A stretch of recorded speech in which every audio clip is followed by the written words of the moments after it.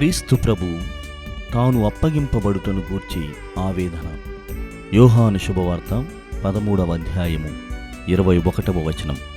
మీలో ఒకడు నన్ను అప్పగింపనున్నాడని నిశ్చయముగా చెప్పుచూ ఉన్నాను.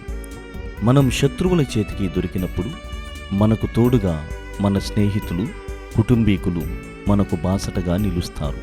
కానీ క్రీస్తు ప్రభు విషయంలో తాను ఎంతో ప్రేమగా ఎన్నుకున్న శిష్యులు ఆయనకు తోడుగా లేరు. ఇది చాలదు అన్నట్లు శిష్య బృందం నుండి యూదా ఇస్కారియోతు అప్పగింపనున్నాడని ముందుగానే పసిగట్టిన క్రీస్తు అంతరంగమున ఆవేదన పడ్డాడు. క్రీస్తు చూపిన కరుణకు, అద్భుతాలకు ప్రత్యక్ష సాక్షి అయిన శిష్యుడు చేసిన పనికి మనమే ఒకంత ఆశ్చర్యపోతాము మరియు ఆవేదన చెందుతాము. క్రీస్తు ప్రభువు అనేక మార్లు శిష్యులను శత్రువుల నుండి కాపాడాడు. కొన్ని సందర్భాలలో వారికి గుర్తింపునిచ్చారు, బోధనాపరమైన మెలకువలు నేర్పించారు. కానీ అలాంటి వారిలో నుండి ఒకడు అప్పగింపబోతున్నాడని గ్రహించి ఎంతో బాధపడ్డాడు. సాధారణంగా మనం నమ్మిన వాళ్ళే మనలను మోసం చేస్తుంటారు. ఆ బాధ వర్ణనాతీతం.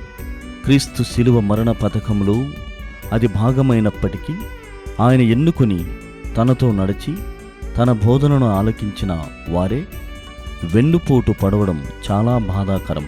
అయినా సరే వారితో అత్యున్నతమైన సహవాసంతో జీవించారు. ఇవన్నీ శత్రువులు చేస్తే సహించగలం. కానీ ఇంటివారు, తన అనుకున్నవారు తన శిష్యులే అప్పగిస్తుంటే మహా ఆవేదనను అనుభవించారు క్రీస్తు. నేటి సమాజంలో మన ఇంటివారే మనల్ని హత్యలు, అత్యాచారాలు, దొంగతనం, దౌర్జన్యం, అసూయతో మనల్ని ఇతరులకు అప్పగిస్తూ ఉంటారు.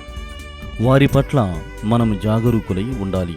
క్రీస్తు పొందిన ఆవేదన ఉదంతము ద్వారా మనందరికీ కనువిప్పు కలగాలి. ఇదే ఆయన ఆంతరంగిక వ్యాకులం, ఆవేదన. త్యాగం తల్లడిల్లింది, స్నేహం చిన్నబోయింది.